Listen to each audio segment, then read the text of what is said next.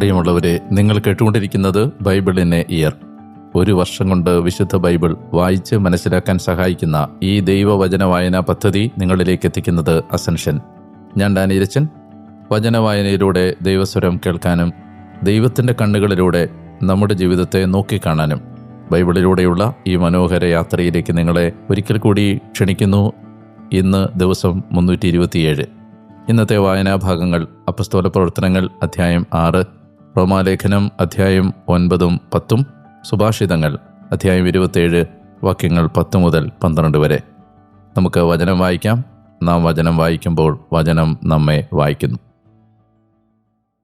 അപ്പസ്തോല പ്രവർത്തനങ്ങൾ അധ്യായം 6. 7 ഡീക്കന്മാർ. അന്നാളുകളിൽ ശിഷ്യർ വർദ്ധിച്ചുകൊണ്ടിരിക്കെ പ്രതിദിനമുള്ള ശുശ്രൂഷയിൽ തങ്ങളുടെ വിധവകൾ അവഗണിക്കപ്പെടുന്നെന്ന് ഗ്രീക്കുകാർ എബ്രായർക്കെതിരെ പെറുപെറുത്തു. അതുകൊണ്ട് 12 പേർ ശിഷ്യരുടെ സംഘം വിളിച്ചുകൂട്ടി പറഞ്ഞു, ഞങ്ങൾ ദൈവവചനത്തിൽ ഉപേക്ഷ കാണിച്ച് മേശകളിൽ ശുശ്രൂഷിക്കുന്നത് നന്നല്ല. അതിനാൽ സഹോദരരെ, സുസമ്മതരും ആത്മാവും ജ്ഞാനവും കൊണ്ട് നിറഞ്ഞവരുമായ 7 പേരെ നിങ്ങളിൽ നിന്ന് തിരഞ്ഞെടുക്കുവിൻ. ഞങ്ങൾ അവരെ ഇക്കാര്യത്തിന് നിയമിക്കാം. ഞങ്ങൾ പ്രാർത്ഥനയിലും വചന ശുശ്രൂഷയിലും വിശ്വസ്തയോടെ വ്യാപരിക്കാം. ആ വാക്ക് സംഘത്തിന് മുഴുവൻ പ്രീതികരമായി. വിശ്വാസത്താലും പരിശുദ്ധാത്മാവാലും നിറഞ്ഞ സ്തേഫാനോസിനെയും പീലിപ്പോസ്, പ്രൊക്കോറോസ്, നിക്കാനോർ, തീമോൻ, പർമേനാസ്, യഹൂദമതം സ്വീകരിച്ച അന്ത്യോക്യക്കാരൻ നിക്കളാവോസ് എന്നിവരെയും അവർ തിരഞ്ഞെടുത്തു. അവരെ അപ്പസ്തോലന്മാരുടെ മുമ്പിൽ നിർത്തി അവർ പ്രാർത്ഥിച്ചിട്ട് അവരുടെ മേൽ കൈകൾ വെച്ചു. ദൈവവചനം പ്രചരിക്കുകയും ജെറുസലേമിൽ ശിഷ്യരുടെ എണ്ണം ഏറെ വർദ്ധിക്കുകയും ചെയ്തു. പുരോഹിതന്മാരുടെ ഒരു വലിയ ഗണം വിശ്വാസത്തോട് അനുസരണമുള്ളവരായി. സ്തേഫാനോസിനെ ബന്ധിക്കുന്നു. സ്തേഫാനോസ് കൃപയും ശക്തിയും കൊണ്ട് നിറഞ്ഞ് അത്ഭുതങ്ങളും വലിയ അടയാളങ്ങളും ജനമധ്യത്തിൽ പ്രവർത്തിച്ചു. സ്വതന്ത്രന്മാരുടേത് എന്നറിയപ്പെട്ടിരുന്ന സെനഗോഗിലെ ചില അംഗങ്ങളും സൈറീൻകാരും അലക്സാണ്ട്രിയക്കാരും കിലിക്കിയയിലും ഏഷ്യയിലും നിന്നുള്ളവരും എഴുന്നേറ്റ് സ്തേഫാനോസിനോട് വാദപ്രതിവാദത്തിലേർപ്പെട്ടു. എന്നാൽ അവൻ്റെ ജ്ഞാനത്തെയും അവൻ്റെ സംസാരത്തിലെ ആത്മാവിനെയും എതിർത്ത് നിൽക്കാൻ അവർക്ക് കഴിഞ്ഞില്ല. അപ്പോൾ അവൻ മോശയ്ക്കും ദൈവത്തിനുമെതിരായി ദൂഷണവാക്കുകൾ പറയുന്നത് ഞങ്ങൾ കേട്ടിട്ടുണ്ട് എന്ന് പറയാൻ ആളുകളെ രഹസ്യത്തിൽ അവർ പ്രേരിപ്പിച്ചു. അവർ ജനത്തെയും ശ്രേഷ്ഠന്മാരെയും നിയമജ്ഞരെയും ഇളക്കുകയും അടുത്തുവന്നവനെ പിടികൂടി ന്യായാധിപ സംഘത്തിൻ്റെ മുമ്പിൽ കൊണ്ടുവരികയും ചെയ്തു. കള്ളസാക്ഷികൾ എഴുന്നേറ്റ് നിന്ന് പറഞ്ഞു, ഈ മനുഷ്യൻ ഈ വിശുദ്ധ സ്ഥലത്തിനും നിയമത്തിനുമെതിരായ കാര്യങ്ങൾ സംസാരിക്കുന്നതിൽ നിന്ന് വിരമിക്കുന്നില്ല. നസറായനായ യേശു ഈ സ്ഥലം നശിപ്പിക്കുകയും നമുക്ക് മോശ ഏൽപ്പിച്ചു തന്നിട്ടുള്ള ആചാരങ്ങൾ മാറ്റുകയും ചെയ്യുമെന്ന് ഇവൻ പ്രസ്താവിക്കുന്നത് ഞങ്ങൾ കേട്ടു. ന്യായാധിപ സംഘത്തിലിരുന്ന സകലരും അവനെ സൂക്ഷിച്ചു നോക്കിയപ്പോൾ അവൻ്റെ മുഖം ഒരു ദൈവദൂതൻ്റെ മുഖം പോലെ കണ്ടു. റോമാലേഖനം അധ്യായം 9. ഇസ്രായേലിൻ്റെ തിരഞ്ഞെടുപ്പ്. ക്രിസ്തുവിൽ ഞാൻ സത്യം പറയുന്നു, വ്യാജം പറയുകയല്ല. പരിശുദ്ധാത്മാവിൽ എൻ്റെ മനസ്സാക്ഷി എനിക്ക് സാക്ഷ്യം നൽകുന്നു. എനിക്ക് വലിയ ദുഃഖവും എൻ്റെ ഹൃദയത്തിൽ അടങ്ങാത്ത വേദനയുമുണ്ട്. ശാരീരികമായി എനിക്ക് സ്വന്തക്കാരായ എൻ്റെ സഹോദരങ്ങൾക്ക് വേണ്ടി ക്രിസ്തുവിൽ നിന്നകന്ന് ശപിക്കപ്പെട്ടവനാകാൻ ഞാൻ ആഗ്രഹിക്കുമായിരുന്നു. അവർ ഇസ്രായേലിലാണ്. ദത്തുപുത്രത്വവും മഹത്വവും ഉടമ്പടികളും നിയമദാനവും ആരാധനയും വാഗ്ദാനങ്ങളും പിതാക്കന്മാരും അവരുടേതാണ്. ക്രിസ്തുവും ശാരീരികമായി അവരിൽ നിന്നാണ്. അവൻ എല്ലാറ്റിലും ഉപരിയായവൻ, ദൈവം എന്നേക്കും വാഴ്ത്തപ്പെട്ടവൻ. ആമേൻ. ദൈവത്തിൻ്റെ വചനം നിഷ്ഫലമായതുപോലെയല്ല. എന്തെന്നാൽ ഇസ്രായേലിൽ നിന്നുള്ളവരെല്ലാം ഇസ്രായേൽക്കാരല്ല. അബ്രാഹത്തിൻ്റെ മക്കളെല്ലാം സന്തതികളല്ല. ഇസഹാക്ക് വഴി നിന്റെ സന്തതികൾ അറിയപ്പെടും. അതായത് ശാരീരികമായ മക്കളല്ല ദൈവത്തിൻ്റെ മക്കൾ, പ്രത്യുത വാഗ്ദാനത്തിൻ്റെ മക്കളാണ് സന്തതികളായി കണക്കാക്കപ്പെടുന്നത്. ഇതാണ് വാഗ്ദാനം: ഇതേ സമയത്ത് ഞാൻ വരും, സാറായ്ക്കൊരു മകൻ ഉണ്ടായിരിക്കും. മാത്രമല്ല, നമ്മുടെ പിതാവായ ഇസഹാക്ക് എന്ന ഒരേ ആളിൽ നിന്ന് റബേക്കയും കുട്ടികളെ ഗർഭം ധരിച്ചു. എന്നാൽ അവർ ജനിക്കുകയോ നന്മയോ തിന്മയോ ആയി എന്തെങ്കിലും പ്രവർത്തിക്കുകയോ ചെയ്യുന്നതിന് മുമ്പ് തന്നെ ദൈവത്തിൻ്റെ തെരഞ്ഞെടുപ്പിൻ്റെ ലക്ഷ്യം പ്രവൃത്തികൾ മൂലമല്ല, വിളിക്കുന്നതിലൂടെ തുടരേണ്ടതിന് അവളോട് ഇപ്രകാരം പറയപ്പെട്ടു: ജ്യേഷ്ഠൻ അനുജൻ്റെ സേവകനായിരിക്കും. യാക്കോബിനെ ഞാൻ സ്നേഹിച്ചു, ഏസാവിനെയാകട്ടെ ഞാൻ വെറുത്തു എന്നാണല്ലോ എഴുതപ്പെട്ടിരിക്കുന്നത്. അപ്പോൾ നാം എന്താണ് പറയേണ്ടത്? ദൈവത്തിൻ്റെ ഭാഗത്ത് അനീതിയുണ്ടെന്നോ? ഒരിക്കലുമല്ല. അവിടുന്ന് മോശയോട് അരുൾ ചെയ്യുന്നു, എനിക്ക് ദയ തോന്നുന്നവരോട് ഞാൻ ദയ കാണിക്കുകയും എനിക്ക് അനുകമ്പ തോന്നുന്നവരോട് ഞാൻ അനുകമ്പ കാണിക്കുകയും ചെയ്യും. ആകയാൽ മനുഷ്യേച്ഛയുടെയോ പ്രയത്നത്തിൻ്റെയോ അല്ല, പ്രത്യുത ദൈവകരുണയുടെ കാര്യമാണിത്. വിശുദ്ധ ലിഖിതം ഫറവോയോട് പറയുന്നു, എൻ്റെ ശക്തി നിന്നിൽ വെളിപ്പെടുത്തുന്നതിനും ഭൂമിയിലെങ്ങും എൻ്റെ നാമം ഉദ്ഘോഷിക്കപ്പെടുന്നതിനും വേണ്ടിയാണ് നിന്നെ ഞാൻ ഉയർത്തിയത്. ആകയാൽ താൻ ഇച്ഛിക്കുന്നവരോട് അവിടുന്ന് ദയ കാണിക്കുന്നു, അതുപോലെ താൻ ഇച്ഛിക്കുന്നവരെ കഠിനഹൃദയരാക്കുകയും ചെയ്യുന്നു. ക്രോധവും കാരുണ്യവും. അപ്പോൾ നീ എന്നോട് ചോദിച്ചേക്കാം, അങ്ങനെയെങ്കിൽ അവിടുന്ന് എന്തിന് പിന്നെയും കുറ്റം കണ്ടെത്തുന്നു? യഥാർത്ഥത്തിൽ ആരാണ് അവിടുത്തെ ഹിതം തടഞ്ഞിട്ടുള്ളത്? ഏ മനുഷ്യ, ദൈവത്തോട് വാഗ്വാദം നടത്താൻ നീ ആരാണ്? നീ എന്തിനാണ് എന്നെ ഈ വിധത്തിൽ നിർമ്മിച്ചതെന്ന് മനയപ്പെട്ടത് മനഞ്ഞവനോട് ചോദിക്കുമോ? ഒരേ കളിമൺ പിണ്ഡത്തിൽ നിന്ന് ശ്രേഷ്ഠമോ ഹീനമോ ആയ ഉപയോഗത്തിനുള്ള പാത്രങ്ങൾ നിർമ്മിക്കാൻ കുശവന് അവകാശമില്ലേ? ദൈവം തൻ്റെ ക്രോധം വെളിവാക്കാനും ശക്തി അറിയിക്കാനും ആഗ്രഹിച്ചുകൊണ്ട് നശിപ്പിക്കപ്പെടാൻ വേണ്ടി നിർമ്മിച്ച ക്രോധത്തിൻ്റെ പാത്രങ്ങളോട് വലിയ ക്ഷമ കാണിച്ചെങ്കിൽ അതിലെന്ത്? അത് താൻ മഹത്വത്തിനായി മുൻകൂട്ടി തയ്യാറാക്കിയിരുന്ന കൃപാപാത്രങ്ങൾക്ക് വേണ്ടിയുള്ള തൻ്റെ മഹത്വത്തിൻ്റെ സമ്പത്ത് വെളിപ്പെടുത്താൻ വേണ്ടിയാണ്.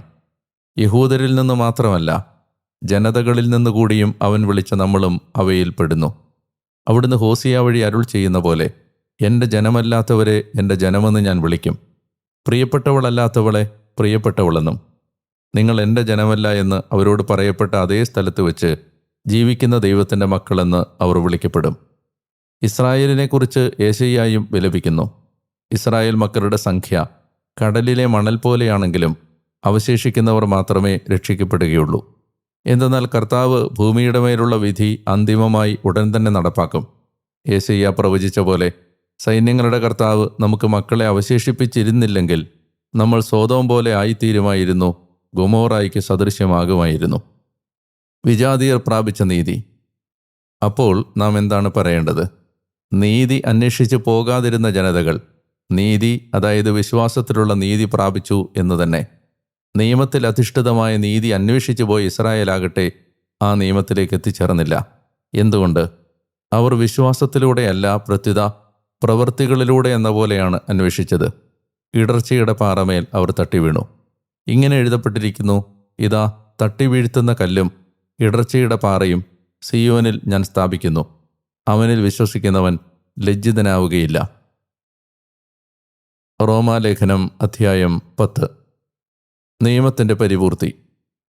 സഹോദരരെ, എൻ്റെ ഹൃദയാഭിലാഷവും അവരെ പ്രതി ദൈവത്തോടുള്ള പ്രാർത്ഥനയും അവരുടെ രക്ഷയ്ക്ക് വേണ്ടിയാണ്. അവർക്ക് ദൈവത്തെക്കുറിച്ച് തീക്ഷ്ണതയുണ്ടെന്ന് ഞാൻ സാക്ഷ്യപ്പെടുത്തുന്നു. പക്ഷേ അത് പരിജ്ഞാനത്തിൽ അധിഷ്ഠിതമല്ല. എന്തെന്നാൽ ദൈവത്തിൻ്റെ നീതിയെക്കുറിച്ച് അവർ അജ്ഞരാകുന്നത് കൊണ്ടും തങ്ങളുടെ തന്നെ നീതി സ്ഥാപിക്കാൻ ശ്രമിക്കുന്നത് കൊണ്ടും ദൈവനീതിക്ക് അവർ കീഴ്വഴങ്ങിയില്ല. വിശ്വസിക്കുന്ന ഏവർക്കും നീതിമൽക്കരണമാകുന്നതിന് ക്രിസ്തു നിയമത്തിൻ്റെ അവസാനമാണ്. എല്ലാവർക്കും രക്ഷ. എന്തെന്നാൽ നിയമത്തിലൂടെയുള്ള നീതിയെപ്പറ്റി മോശ എഴുതുന്നു, അവ പ്രവർത്തിക്കുന്ന മനുഷ്യൻ അവ വഴി ജീവിക്കും. ക്രിസ്തുവിനെ താഴേക്ക് കൊണ്ടുവരാൻ സ്വർഗത്തിലേക്ക് ആര് കയറുമെന്ന് നീ ഹൃദയത്തിൽ പറയരുത്. അഥവാ ക്രിസ്തുവിനെ മരിച്ചവരിൽ നിന്ന് ഉയർത്താൻ പാതാളത്തിലേക്ക് ആര് ഇറങ്ങുമെന്നും. എന്നാൽ അതെന്താണ് പറയുന്നത്? വചനം നിന്റെ അധരത്തിലും നിന്റെ ഹൃദയത്തിലുമായി നിനക്ക് സമീപസ്ഥമാണ്. ഇതാണ് ഞങ്ങൾ പ്രഘോഷിക്കുന്ന വിശ്വാസത്തിൻ്റെ വചനം. ആകയാൽ യേശു കർത്താവാണെന്ന് അധരം കൊണ്ട് ഏറ്റുപറയുകയും ദൈവം അവനെ മരിച്ചവരിൽ നിന്ന് ഉയർപ്പിച്ചുവെന്ന് ഹൃദയത്തിൽ വിശ്വസിക്കുകയും ചെയ്താൽ നീ രക്ഷിക്കപ്പെടും. എന്തുകൊണ്ടെന്നാൽ ഒരുവൻ നീതിമൽക്കരണത്തിനായി ഹൃദയം കൊണ്ട് വിശ്വസിക്കുകയും രക്ഷയ്ക്കായി അധരം കൊണ്ട് ഏറ്റുപറയുകയും ചെയ്യുന്നു. അവനിൽ വിശ്വസിക്കുന്ന ആരും ലജ്ജിതരാവുകയില്ല എന്നാണല്ലോ വിശുദ്ധ ലിഖിതം പറയുന്നത്. യഹൂദനും ഗ്രീക്കുകാരനും തമ്മിൽ വ്യത്യാസമില്ല. ഒരുവൻ തന്നെയാണ് എല്ലാവരുടെയും കർത്താവ്. തന്നെ വിളിച്ചപേക്ഷിക്കുന്ന എല്ലാവരുടെയും മേൽ അവിടുന്ന് തൻ്റെ സമ്പത്ത് വർഷിക്കുന്നു. എന്തെന്നാൽ കർത്താവിൻ്റെ നാമം വിളിച്ചപേക്ഷിക്കുന്ന ആരും രക്ഷിക്കപ്പെടും. പ്രഘോഷണവും വിശ്വാസവും. എന്നാൽ തങ്ങൾ വിശ്വസിച്ചിട്ടില്ലാത്ത ഒരുവനെ എങ്ങനെ അവർ വിളിച്ചപേക്ഷിക്കും? കേട്ടിട്ടില്ലാത്ത ഒരുവനിൽ എങ്ങനെ വിശ്വസിക്കും? പ്രഘോഷിക്കുന്നവനില്ലാതെ എങ്ങനെ കേൾക്കും? അയക്കപ്പെടുന്നില്ലെങ്കിൽ എങ്ങനെ പ്രഘോഷിക്കും? സുവിശേഷം അറിയിക്കുന്നവരുടെ പാദങ്ങൾ എത്ര സുന്ദരമെന്നാണല്ലോ എഴുതപ്പെട്ടിരിക്കുന്നത്. എന്നാൽ എല്ലാവരും സുവിശേഷം അനുസരിച്ചില്ല.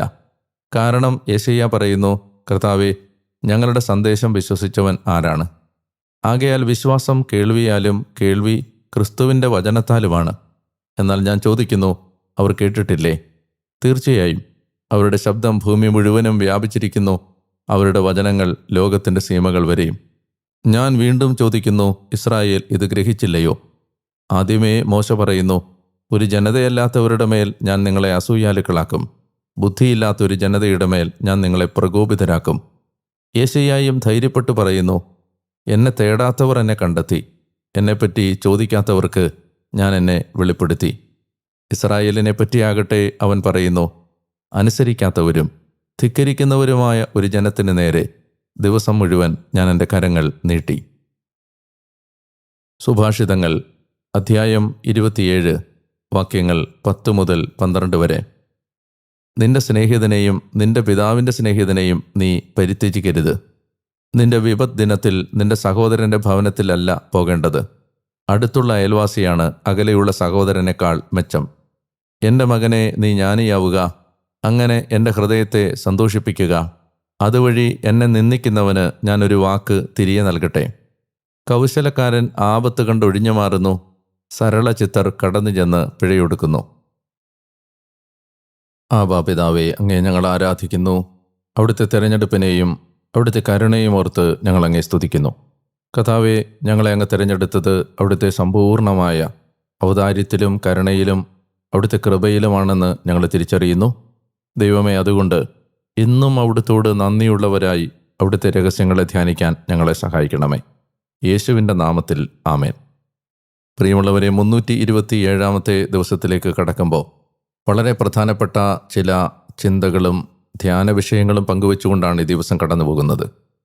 ഗ്രീക്കുകാരും ഹെബ്രായരും തമ്മിലുണ്ടായ ഭക്ഷണ വിതരണത്തെ സംബന്ധിച്ച് ഉണ്ടായ ഒരു തർക്കത്തിന് പത്രോസും മറ്റപ്പസ്തോലന്മാരും പ്രാർത്ഥനാപൂർവം മറുപടി കണ്ടെത്തുന്നത് ഡീക്കന്മാരെ ശുശ്രൂഷകരായി തിരഞ്ഞെടുത്തുകൊണ്ടാണ്. അപ്പസ്തോലന്മാർക്ക് എപ്പോഴും കൃത്യമായ ധാരണ തങ്ങളുടെ ശുശ്രൂഷയെക്കുറിച്ച് ഉണ്ടായിരുന്നു. അവർ പറയുന്നത്, ഞങ്ങൾ ദൈവ വചന ശുശ്രൂഷയിലും പ്രാർത്ഥനയിലും വ്യാപരിക്കേണ്ടവരാണ്. അതുകൊണ്ട് ആ ഏകാഗ്രതയ്ക്ക് തടസ്സം വരാതിരിക്കാൻ ഭക്ഷണ വിതരണം പോലെയുള്ള മറ്റു കാര്യങ്ങൾക്ക് അതിന് ആത്മാവും ജ്ഞാനവും നിറഞ്ഞ വ്യക്തികളെ തിരഞ്ഞെടുക്കുക എന്നതായിരുന്നു അവർ ഈ വിഷയത്തിന് പ്രാർത്ഥനാപൂർവം കണ്ടെത്തിയ പരിഹാരം. തിരുസഭയുടെ ചരിത്രത്തിൽ എല്ലാ ക്രൈസിസുകളും നമുക്ക് ദുരന്തങ്ങളായിരുന്നില്ല, അവസരങ്ങളായിരുന്നു. In the church history every crisis was opportunity. ദുരന്തങ്ങൾ, ക്രൈസിസുകൾ നമുക്ക് അവസരങ്ങളായിരുന്നു. നമ്മുടെ വ്യക്തി ജീവിതത്തിലും ദുഃഖങ്ങളെ, അസ്വീകാര്യമായതെന്ന് തോന്നുന്ന അനുഭവങ്ങളെ, മനസ്സിലാക്കാൻ കഴിയാത്ത സാഹചര്യങ്ങളെയെല്ലാം നമ്മൾ അവസരങ്ങളായി, ഓപ്പർച്യൂണിറ്റികളായി കാണണം.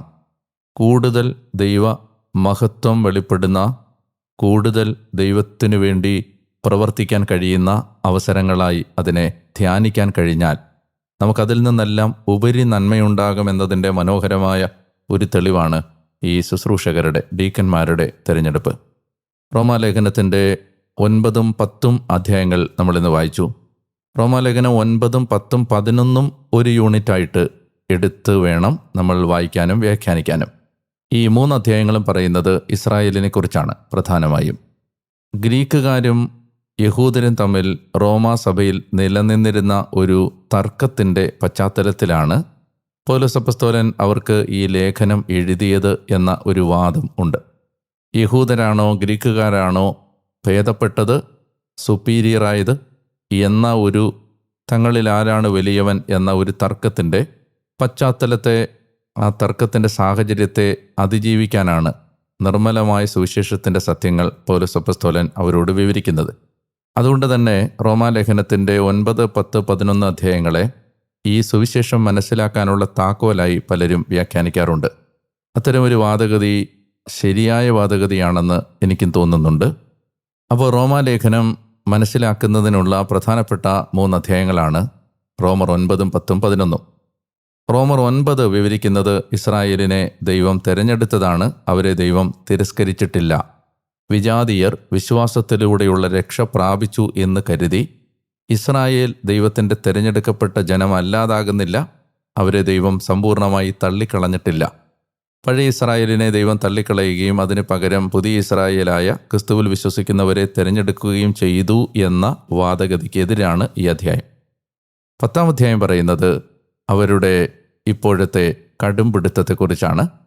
അവർ ദൈവ കൃപയ്ക്ക് വിധേയപ്പെടാൻ തയ്യാറാകാത്തതിനെക്കുറിച്ചാണ്. അവർ സ്വന്തം നീതി പാലിക്കാനുള്ള വ്യഗ്രതയ്ക്കിടയിൽ ദൈവനീതിയെ കാണാതെ പോയതിനെക്കുറിച്ചാണ്. 11-ാം അധ്യായം പറയുന്നത് ഭാവിയിൽ അവർക്ക് എന്ത് സംഭവിക്കും എന്നാണ്. അത് നമ്മൾ അടുത്ത എപ്പിസോഡിൽ കാണുകയും ചെയ്യും. ഇവിടെയാണ് അപ്പോസ്തലൻ പറയുന്നത് ദൈവത്തിൻ്റെ തെരഞ്ഞെടുപ്പിനെ നമുക്ക് നിസ്സാരമായി കാണാൻ കഴിയില്ല. ആ തെരഞ്ഞെടുപ്പ് സൂക്ഷ്മമായും കൃപയിൽ അധിഷ്ഠിതമാണ്. അതാണ് റോമർ 9:16. മനുഷ്യൻ്റെ ആഗ്രഹമോ പ്രയത്നമോ അല്ല, ദൈവത്തിൻ്റെ ദയയാണ് എല്ലാറ്റിൻ്റെയും അടിസ്ഥാനം. ഫറവോയെപ്പോലും ദൈവം തിരഞ്ഞെടുത്തു എന്ന് പഴയ നിയമം പറയുന്നത് ഞാൻ എനിക്കിഷ്ടമുള്ളവരെ തിരഞ്ഞെടുക്കും എന്ന അർത്ഥത്തിലാണ് എന്ന് പൗലോസ് ആ പഴയ നിയമഭാഗം ഉദ്ധരിച്ച് വ്യാഖ്യാനിക്കുന്നു. ചുരുക്കത്തിൽ പറഞ്ഞു വരുന്നത് ദൈവത്തിൻ്റെ തിരഞ്ഞെടുപ്പ് സൂക്ഷ്മമായും ദൈവത്തിൻ്റെ ഒരു ഔദാര്യത്തിൻ്റെയും ദൈവത്തിൻ്റെ ജ്ഞാനത്തിൻ്റെയും അടിസ്ഥാനത്തിലാണ്. അത് നമുക്ക് ബുദ്ധി കൊണ്ട് നമ്മുടെ യുക്തി കൊണ്ട് ചിലപ്പോൾ ഗ്രഹിക്കാൻ കഴിയുന്നതാകണമെന്നില്ല. അതുകൊണ്ട് ആ തിരഞ്ഞെടുപ്പിനെ നമ്മൾ ഗൗരവമായി എടുക്കണം. ദൈവത്തിൻ്റെ വിളിയും ദാനവും പിൻവലിക്കപ്പെടാവുന്നതല്ല. 10-ാം അധ്യായത്തിൽ മനോഹരമായ മറ്റൊരു കാര്യം കൂടി ചൂണ്ടിക്കാണിക്കപ്പെടുന്നുണ്ട്. ക്രിസ്തുവിലുള്ള വിശ്വാസത്തിലൂടെയാണ് വിജാതിയർ നീതി പ്രാപിച്ചത്. യഹൂദർ ചോദിക്കാൻ പാടില്ല, ക്രിസ്തു ഇപ്പോൾ നിങ്ങളുടെ മുമ്പിലില്ലല്ലോ. ഒന്നുകിൽ ക്രിസ്തു സ്വർഗത്തിലാണ്, അല്ലെങ്കിൽ പാതാളത്തിലാണ്.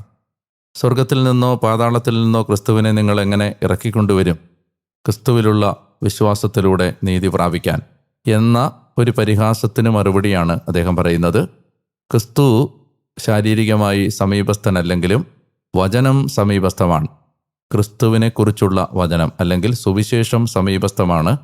സുവിശേഷം പ്രഘോഷിക്കപ്പെടുമ്പോൾ ഒരു വ്യക്തി ദൈവം യേശുക്രിസ്തുവിനെ എൻ്റെ പാപങ്ങൾക്ക് പരിഹാരബലിയായി കുരിശിൽ കൊല്ലാൻ വിട്ടുകൊടുത്തു എന്നും അവൻ ഉയർപ്പിക്കപ്പെട്ടു എന്നും ഹൃദയത്തിൽ വിശ്വസിക്കുമ്പോഴും അത് അധരം കൊണ്ട് ഏറ്റുപറയുമ്പോഴുമാണ് ഒരുവൻ വിശ്വാസത്തിലൂടെയുള്ള നീതി പ്രാപിച്ച് രക്ഷ പ്രാപിക്കുന്നത് എന്ന ആ മനോഹരമായ പാഠവും 10-ാം അധ്യായത്തിൽ നമ്മൾ കാണുന്നുണ്ട്.